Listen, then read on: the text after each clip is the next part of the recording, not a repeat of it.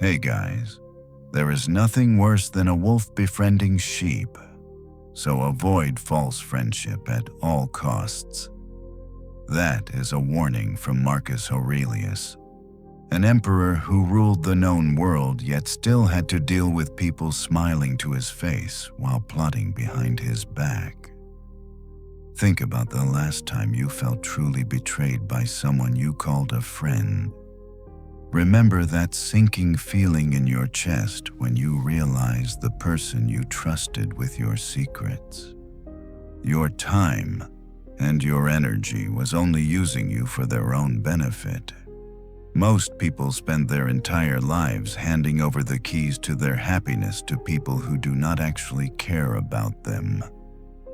We let a fake friend's offhand remark ruin our entire week.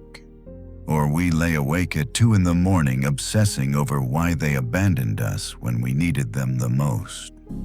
We feel angry, used, and foolish, completely entirely drained by the transaction.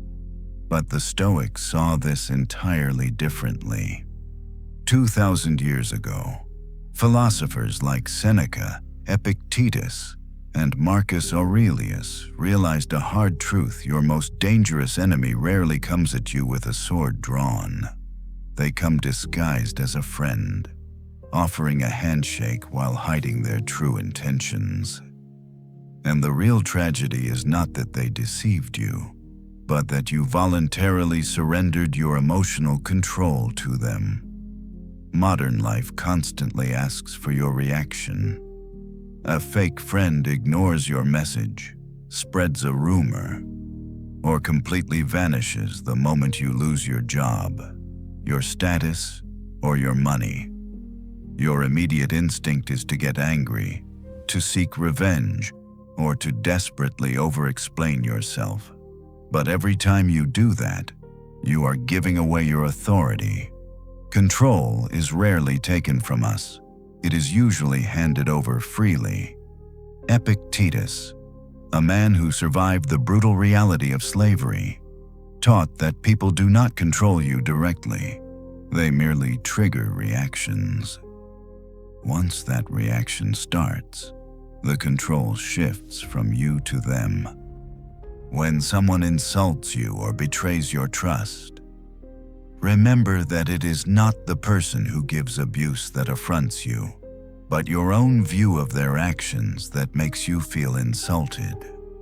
When a fake friend provokes you, be assured that it is your own opinion which provokes you. Why do we make it so easy for them? We desperately want to be liked. We crave the validation of a social circle, the comfort of having someone to grab a coffee with or invite over for a backyard barbecue on a Sunday afternoon. In our rush to feel accepted, we ignore the bright red flags. We see them gossiping about others and naively assume they would never do the exact same thing to us. We give them our absolute trust on a silver platter without ever making them earn it first. The Stoics believed this was a critical error in judgment. We confuse the desperate desire for connection with the reality of who is standing right in front of us. If you have ever felt entirely drained by a one-sided relationship, or if you have ever looked around a crowded room and realized you were completely alone, despite having dozens of acquaintances, this message is exactly for you. You do not need to control the world, and you certainly cannot control the fake behavior of the people hiding in your inner circle. What you need to control is your consent. Power leaves the moment you stop reacting automatically. You must stop giving your peace of mind to people who treat it like garbage. In this video, we are going to explore the ancient wisdom of Stoicism to help you identify those weather-vane friends who only stick around when the sun is shining, and more importantly, how to emotionally bulletproof yourself against their inevitable betrayal. You will learn how to build an invisible shield of indifference, reclaim your power, and filter out the toxic individuals dragging you down, all without losing your own sense of humanity or becoming bitter in the process. Seneca, one of the wealthiest and most powerful men in ancient Rome, understood this transactional nature of human relationships better than anyone. He once wrote that a friend taken on because of his utility will be pleasing only as long as he is useful, which is exactly why those who are in prosperity have a crowd of friends hanging about, while those who have had a fall are entirely deserted. Seneca lived surrounded by the absolute elite of the Roman Empire, a world where senators and aristocrats threw lavish banquets on massive estates, completely surrounded by hundreds of flatterers and sycophants. These wealthy individuals truly believed they were loved and popular. They thought they had built a massive network of loyal companions. But Seneca observed a brutal pattern.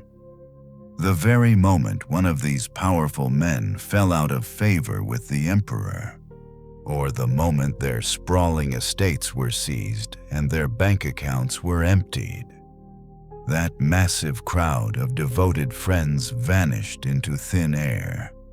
They ran away the exact second they actually had an opportunity to prove their loyalty. Seneca called these fair-weather friendships, and he recognized that they were never built on mutual respect or shared virtue. They were built entirely on convenience. When you look closely at these types of relationships, you realize they are not friendships at all.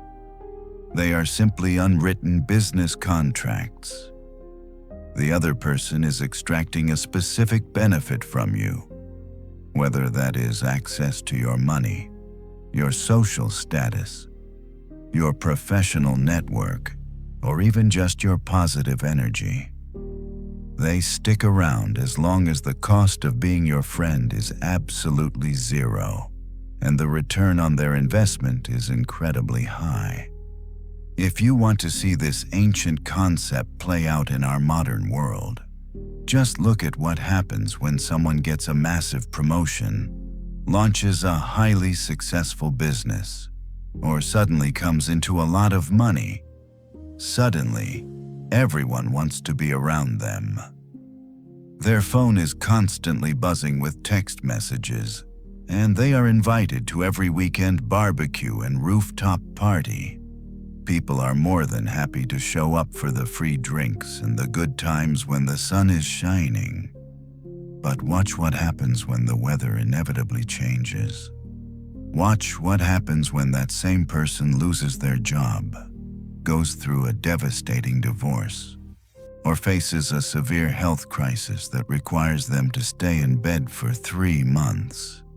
Suddenly, all those people who claim to be their closest companions are too busy to reply to a simple text message. They cannot spare an hour on a Saturday afternoon to help them move out of their apartment, or they simply stop calling because the relationship is no longer fun or beneficial to them.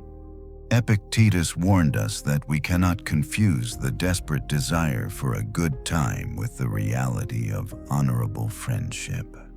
We mistakenly give people the title of friend just because we have a few laughs over a round of golf or share a cubicle at the office.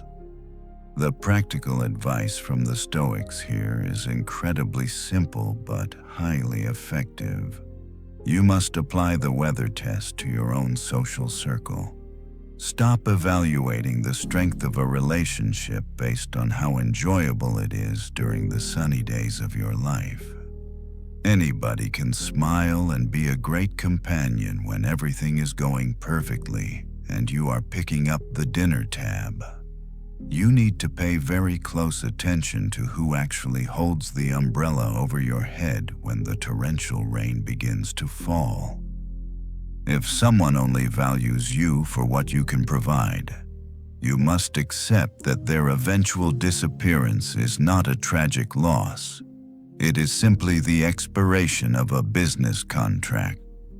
You are not losing a friend, because they were never truly your friend to begin with.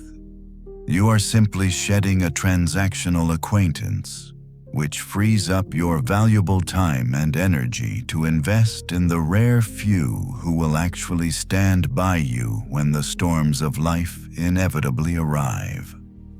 Marcus Aurelius, the most powerful man in the world during his reign, faced this exact betrayal time and time again.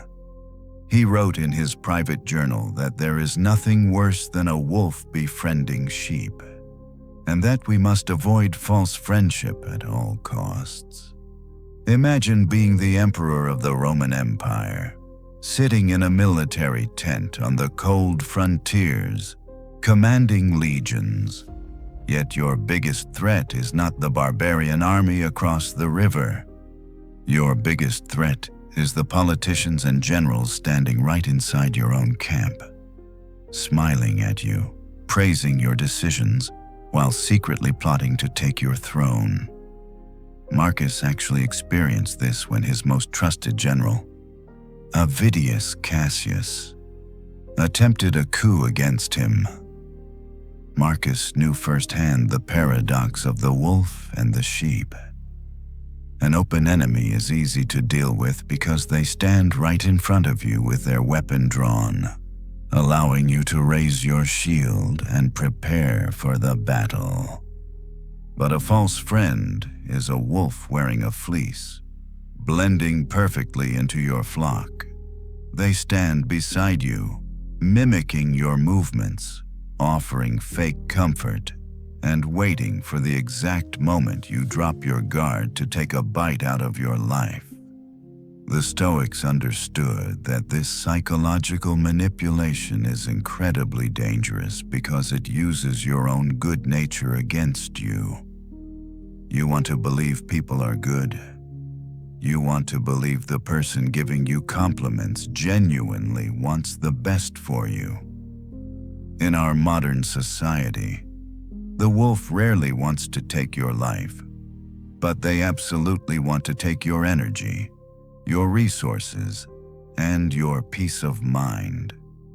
Think about that coworker who constantly flatters you at the water cooler, telling you how brilliant your ideas are, but then conveniently takes all the credit for your hard work during the big meeting with the regional manager. Or consider the friend who insists on hearing all about your recent struggles, pretending to offer a shoulder to cry on, only for you to find out later that they have been broadcasting your deepest vulnerabilities and secrets to the rest of your social circle as juicy gossip. They wear the mask of a caring sheep, but their actions are entirely predatory.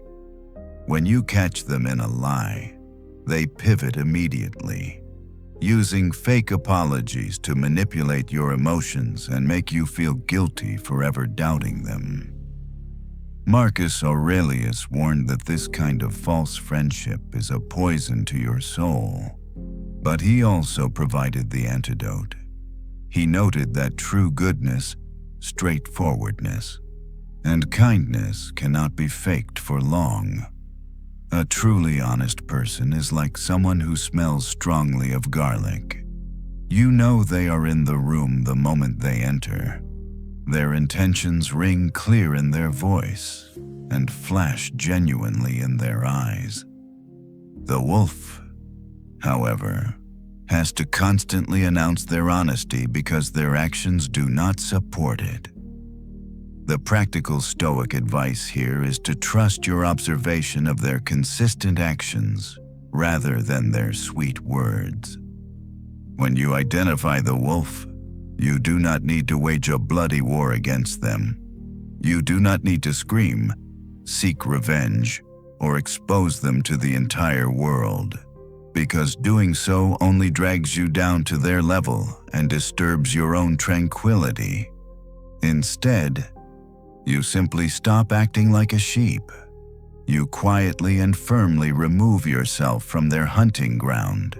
You stop sharing your personal goals. You stop offering your emotional support. And you build a quiet boundary of indifference.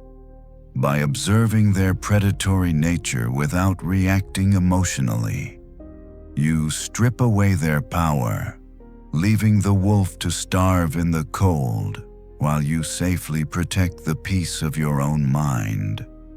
Seneca once wrote a brilliant letter to his friend Lucilius, warning him about a massive mistake that almost everyone makes when building a social circle.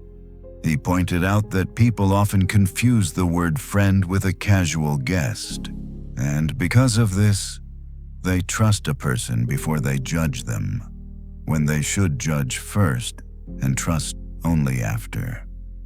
In the bustling streets of ancient Rome, Seneca watched politicians and wealthy merchants invite absolute strangers into their homes for a single evening of wine and roasted meats, suddenly treating these new guests as lifelong confidants. They would pour out their deepest secrets, their political fears, and their financial worries to people they had just met. And then, inevitably, when those secrets were weaponized against them the very next week, these same people would cry out in absolute betrayal. Seneca thought this was completely backward. He believed that you must ponder for a long time whether you should admit a given person to your friendship. But once you have decided to admit them, you must welcome them with your entire heart and soul. The Stoic philosophy teaches us that our biggest vulnerability is our own impatience. We are so eager to find a connection, so desperate to not feel alone on a Friday night, that we completely bypass the evaluation phase. We project all our hopes and desires onto a person before they have actually done a single thing to earn our loyalty. We give away our trust on credit, hoping the other person will eventually pay us back with good character. But as Seneca warned, trusting everyone is just as much of a fault as trusting no one. Think about how this happens in your own life today. You meet a new coworker at the office, or you start chatting with someone at a neighborhood block party. You discover that you both love the exact same football team, or you both enjoy hiking in the local state park, and immediately, you label them a friend. Within a month, you are telling them about the serious problems in your marriage or your private plans to start a new business. You handed over the keys to your emotional vault just because you had a few good laughs over a couple of beers. Then, 6 months later, you discover they have been gossiping about your marriage to the rest of the office, or they have been quietly undermining your professional reputation behind your back. You feel deeply betrayed, but the Stoic reality is that you betrayed yourself first by skipping the entire evaluation process. The practical application of this ancient wisdom is what we can call the Seneca filter. You must slow down your social timeline. When you meet someone new, observe them from a safe distance. Watch how they treat the waiter at a restaurant. Listen to how they talk about their other friends when those friends are not in the room. And notice how they react when you tell them no. Do not hand over your deep trust until their consistent actions have proven their character over a long period of time. You control the gates to your inner circle. By taking your time to judge a person's character beforehand, you eliminate the false friends before they ever have a chance to put on the mask of a sheep, leaving you with a small, unbreakable circle of true companions who actually deserve your loyalty and your time. Even if you apply that evaluation filter perfectly and take your time judging new people, you might still find yourself holding on to someone who has slowly revealed themselves to be toxic over the years. You might think you can fix them. You might sincerely believe that your positive attitude and your good character can somehow cure their constant negativity, their gossiping, and their manipulation. But the Stoic philosopher Epictetus issued a severe warning against this exact mindset. He taught that if you frequently converse with others, you must necessarily either become like your companions or bring them over to your own way. He used a brilliant analogy to explain this danger. He said that if a dead coal is applied to a live one, either the first will quench the last, or the last will kindle the first. Epictetus understood a fundamental psychological truth that modern science is only just now proving, which is that behavior, attitudes, and emotions are highly contagious. He warned his students that if a companion is dirty, his friends cannot help but get a little dirty too, no matter how clean they started out. You might have the best intentions in the entire world. You might think you are being a highly loyal and supportive companion by standing by someone who constantly lies to get ahead, who constantly gossips about your other friends, or who constantly plays the ultimate victim. You sit and listen to their endless drama, hoping you can pull them out of the mud. But the ancient Stoics recognized that it is always far easier for a toxic person to pull you down into the mud than it is for you to pull them up onto solid ground. Seneca also wrote extensively about this contagion effect. He specifically warned his readers to avoid people who are melancholy and bewail everything. People who find perverse pleasure in every single opportunity for complaint. He called these types of people a direct enemy to your personal tranquility. Think about how this actually feels in your daily life. You meet up with an old acquaintance for a cup of coffee, or you sit next to them at a neighborhood barbecue.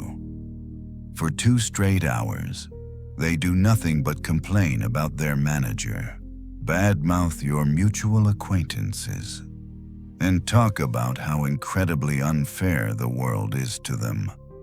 You try your hardest to offer constructive solutions, but they shoot down every single piece of practical advice you offer.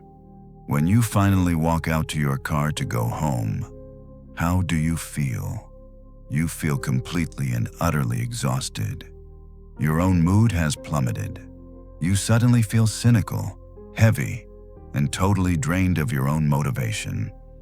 You walked into that conversation as a glowing, live coal, and their dead coal completely extinguished your fire. You absorbed their dirt, just as Epictetus warned. We mistakenly believe that setting strict boundaries makes us a bad person. We feel terrible guilt for walking away from a friendship that has a long history, even if that history is currently poisoning our present reality. But you must realize the fundamental Stoic divide. You cannot control their bad behavior, but you absolutely can control your daily exposure to it. You are not a rehabilitation center for toxic individuals. If you continue to surround yourself with people who lack moral integrity, who eagerly use others for their own financial or social gain, and who thrive on creating chaos, you will eventually adopt those exact same traits. The practical Stoic advice is to accept the reality of emotional contagion and take ruthless action to protect the peace of your own mind. If you recognize that a friend is fundamentally operating as a dead coal, and they show absolutely no genuine desire to improve their character, you must create immediate distance. You do not need to make a dramatic exit or start a massive, screaming argument. You simply stop offering your valuable energy. You stop making yourself available for the endless complaining and the toxic gossip.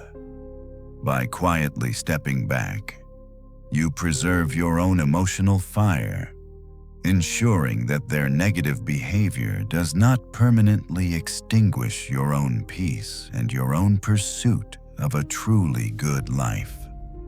Once you finally decide to step away from that toxic coal, an entirely new challenge immediately arises. What exactly do you do when you finally catch a fake friend red-handed in their betrayal?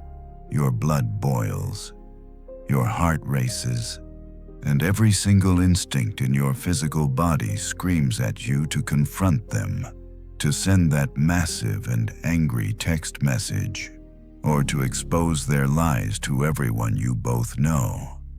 But Marcus Aurelius, a man who faced countless brutal betrayals in the highly treacherous political landscape of ancient Rome, offered a profoundly different approach. He wrote in his private journal that the best revenge is not to be like your enemy. When his highly trusted general Avidius Cassius started a sudden military rebellion to steal the imperial throne, Marcus did not fly into a violent, screaming rage. He did not order a massive and bloody execution of everyone involved in the conspiracy. Instead, he maintained his absolute composure. He publicly forgave the conspirators and treated the ultimate betrayal with a stunning level of emotional indifference. He understood a fundamental psychological truth: if he allowed his anger to completely consume him, the traitor would have successfully conquered his mind. Even if the military rebellion failed to conquer the city of Rome, the Stoic philosopher Epictetus taught a very similar lesson using a truly brilliant analogy. He challenged his students to go outside, stand next to a large stone, and hurl vicious insults at it. He then asked his students, "What effect will you produce?" Absolutely nothing. The stone does not care. The stone does not weep. And the stone certainly does not argue back. Epictetus taught that if a human being can learn to listen to the vicious gossip or the blatant lies of a fake friend exactly like a stone, what possible advantage does the manipulator have left? They have absolutely none. In our modern lives, we constantly forget how to use this invisible shield of indifference. Imagine you are scrolling through your social media feed on a Saturday night, and you see a photograph of all your supposed closest friends having a great time at a dinner party that you were deliberately excluded from.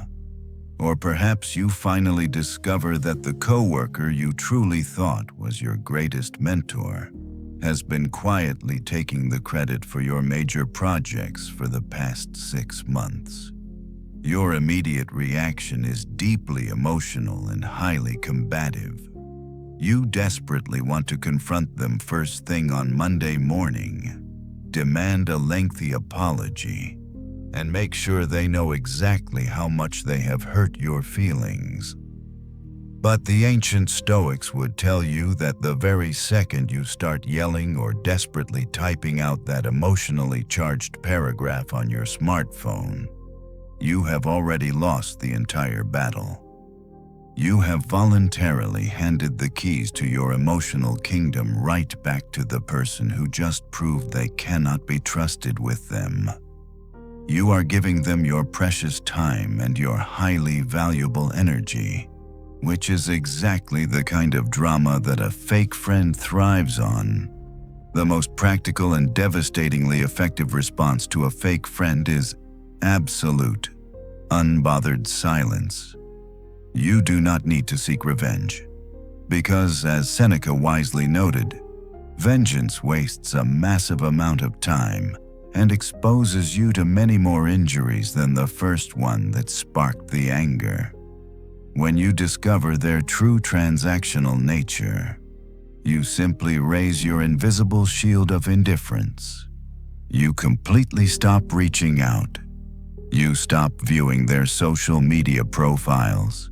You stop offering your financial or emotional resources. You must deeply realize that awareness creates distance, and distance creates choice. By choosing to step back and treating their painful betrayal with the emotional response of a solid stone, you permanently strip away every single ounce of their power over you. You are not suppressing your human emotions. You are simply refusing to invest them in a terrible asset. Refusing to react is the ultimate display of personal power. It leaves the fake friend fighting a ghost, completely starved of the chaotic drama they desperately crave, while you quietly pack up your peace of mind and walk away completely unharmed. The founder of Stoic philosophy, a man named Zeno of Citium, was originally a highly successful merchant who lost his entire fortune in a catastrophic shipwreck. As he watched his massive cargo sink to the bottom of the ocean, stripping away his wealth and his social status in a matter of minutes, he did not fall to his knees and weep in despair. Instead, he made his way to Athens, discovered philosophy, and later famously declared that fortune had done him a massive favor by reducing him to poverty and driving him to study the true nature of a good life. The ancient Stoics applied this exact same mindset of radical reframing to the painful loss of human relationships. When someone we deeply trusted betrays us and ultimately leaves our life, society conditions us to mourn the departure as if we have suffered a massive emotional shipwreck. We weep over the lost years, the shared memories, and the betrayed trust. But the Stoics would argue that we are looking at the event completely backward. Consider the reality of your modern life when a fake friend finally walks out the door, or when you finally muster the courage to permanently cut ties with them. Your immediate psychological reflex is often a profound sense of grief or an overwhelming wave of loneliness. You sit alone on your living room couch on a Friday evening, staring at the blank screen of your smartphone, acutely feeling the heavy silence where their constant drama, their text messages, and their weekend invitations used to be. You mistakenly believe that you have lost a vital piece of your identity and your support system. But if you step back and look at the situation with absolute Stoic objectivity, you must ask yourself what exactly you have lost. You lost the severe anxiety of constantly wondering if they were gossiping about you behind your back. You lost the exhausting and entirely one-sided obligation of constantly fixing their self-inflicted problems while they completely ignored yours. You lost the need to constantly walk on eggshells to avoid triggering their fragile ego. You did not lose a genuine companion, because you simply lost a dead weight that was actively dragging you down into the mud. Therefore, the final and most powerful lesson Stoicism teaches us about fake friends is the ultimate art of cognitive reframing. You must fundamentally change the narrative you tell yourself about the separation. You did not lose a friend, because a true friend is strictly defined by moral virtue, unwavering loyalty, and a commitment to mutual growth. What you actually lost was a massive obstacle to your own personal tranquility. The philosopher Epictetus brilliantly advised his students to never say that they have lost anything, whether it is a piece of property or a relationship, but rather to say that they have simply returned it to the universe. When you apply this profound wisdom to a false companion, you realize that you are simply returning a faulty and broken asset that never truly belonged inside your trusted inner circle in the first place. Your peace of mind is the single most valuable currency you will ever possess in this world. It is worth infinitely more than the superficial comfort of having a large group of casual acquaintances to grab a beer with on a Saturday night or invite to a summer road trip. By allowing the fake friend to permanently depart from your life, you are actively protecting the invisible fortress of your own mind. You are deliberately clearing out the dead and toxic brush from your social circle so that something genuine, healthy, and beautiful can actually have the space to grow in its place. The ultimate resolution to the pain of betrayal is not found in desperately seeking an apology, begging for closure, or lying awake at night wondering why they treated you so poorly. The ultimate resolution is found in the quiet, unshakable realization that their absence is not a tragic deduction from your happiness, but rather a massive and permanent addition to your own peace of mind. Epictetus once gave his students a profound piece of advice regarding betrayal, stating that when someone does you wrong or speaks ill of you, you must remember that they are acting from their own deeply flawed impression of what is right. And because they are judging from false appearances, they are the only person who is actually hurt. Epictetus did not deliver this lesson from a place of sheltered privilege. He spent his early life surviving the brutal and unforgiving reality of being a Roman slave. He experienced extreme physical abuse and daily humiliation at the hands of people who held absolute power over his circumstances. Yet, he maintained that his abusers were only injuring themselves morally. He taught that just as we naturally pity a blind person because they cannot see the physical world around them, we must profoundly pity those who are blinded in their moral judgment. They are stumbling around in the dark, actively destroying their own character while falsely believing they are winning the game of life. This brings us to a highly critical crossroad that occurs right after you successfully remove a toxic person from your social circle. The immediate danger is no longer their direct betrayal, but the heavy, lingering residue of bitterness that threatens to infect your own heart. It is incredibly easy to build a massive, impenetrable wall around yourself, to become deeply cynical about humanity, and to assume that absolutely everyone you meet is a wolf wearing a sheep's fleece. But the Stoics warn that if you allow a fake friend to turn you into a bitter, resentful, and untrusting person, they have actually won the war long after the final battle has ended. Marcus Aurelius reminded himself every single morning that he would inevitably encounter selfish, deceitful, and ungrateful people. But he also firmly declared that none of them could implicate him in their ugliness. He understood that a false friend's manipulative behavior is a severe and permanent punishment in itself. The person who uses others for superficial gain is fundamentally incapable of experiencing the profound joy and security of a genuine human connection. Think about that former companion who only reaches out when they need a massive favor, or the social climber who constantly manipulates their professional network to get a promotion at the corporate office. From the outside, it might look like they are getting ahead and enjoying a highly successful lifestyle. You might see their photographs at expensive restaurants or read their boastful updates on social media, and you might feel a sudden, burning urge to expose their lies to the world.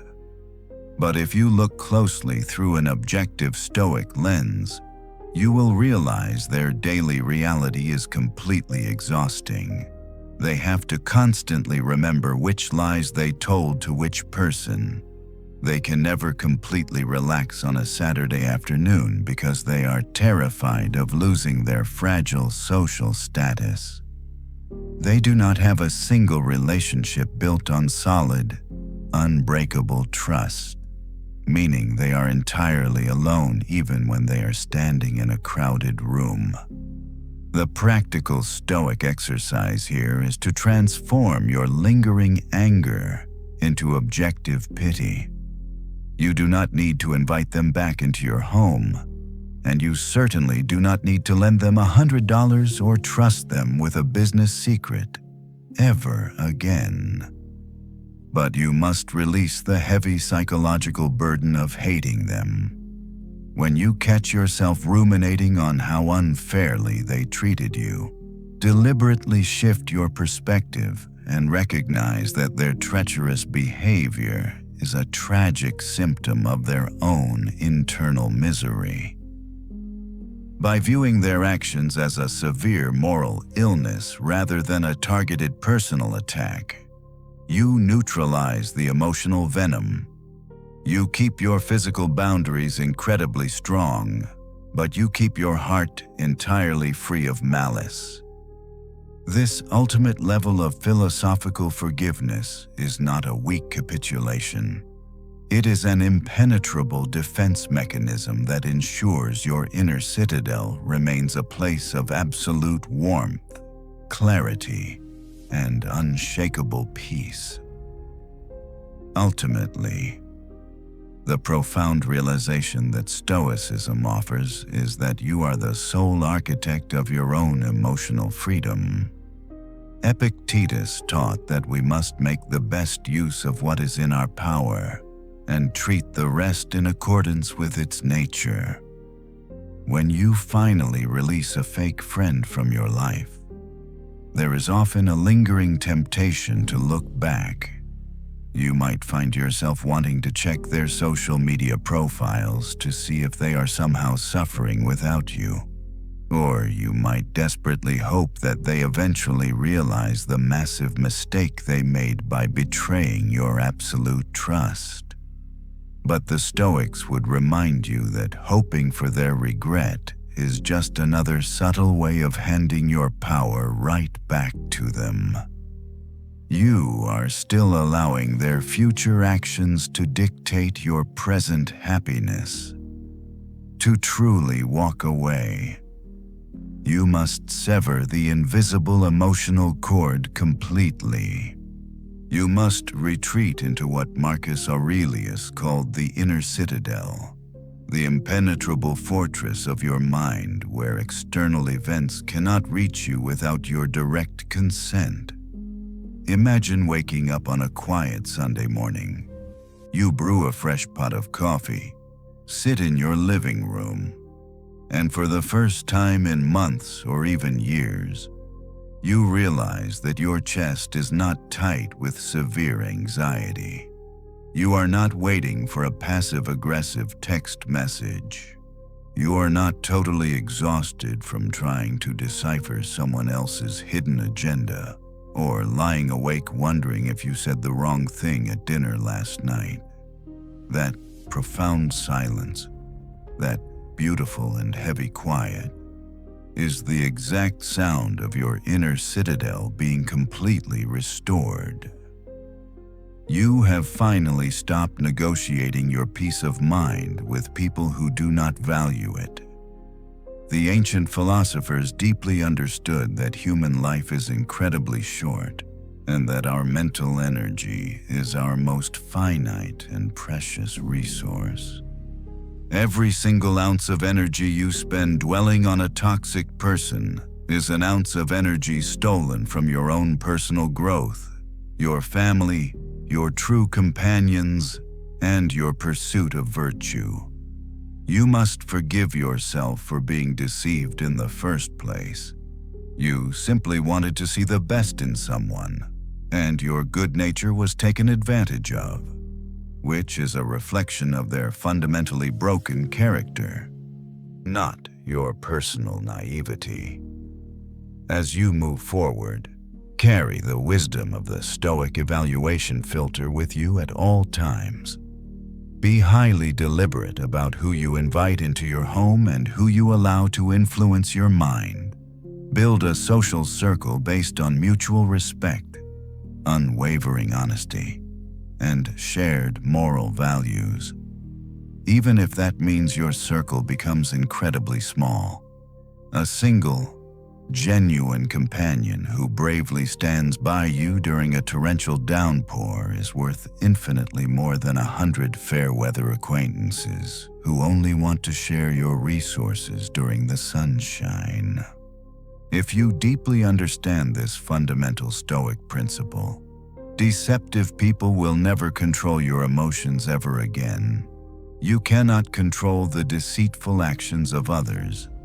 You cannot force a predatory wolf to act like a gentle sheep. And you cannot demand true loyalty from someone who only values you for their own convenience. But you absolutely and entirely control your consent, your boundaries, and your daily reactions. You did not lose a friend. You successfully removed a significant obstacle from your path. You took back the keys to your own happiness. Stand firmly inside the impenetrable fortress of your own mind, fully knowing that your peace is highly secured.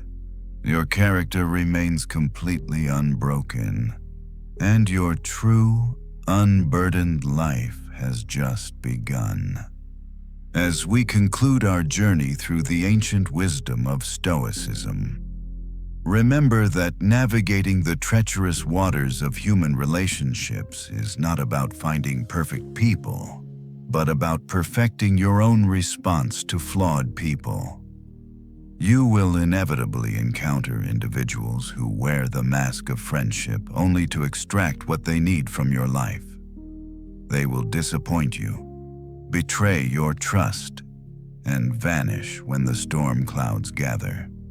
But as Epictetus famously taught, it is not things that disturb us, but our judgments about them. The moment you realize that a fake friend's betrayal is a reflection of their own moral blindness and not a reflection of your inherent worth, you instantly reclaim your power. You no longer need to seek revenge or wallow in the bitterness of an unfair transaction. Instead, you can retreat to the absolute safety of your inner citadel, knowing that your character remains untarnished. True friendship is a rare and beautiful virtue, one that requires mutual respect, unwavering loyalty, and a shared commitment to living a good life. Guard your inner circle fiercely. Apply the Seneca filter with patience, and never be afraid to let a dead coal fall away, so that your own fire can burn brightly. If this philosophy has resonated with you and you are ready to stop giving away your peace of mind to those who do not deserve it, I want you to leave a comment down below saying, "I control my consent." Make sure to hit that like button to help this message reach others who might be struggling with toxic relationships right now. If you want to continue building an unbreakable mindset and exploring the profound depths of practical philosophy, hit the subscribe button and turn on the notification bell so you never miss an upcoming video. Remember, Your peace is your most valuable currency, so spend it wisely, and I will see you in the next one.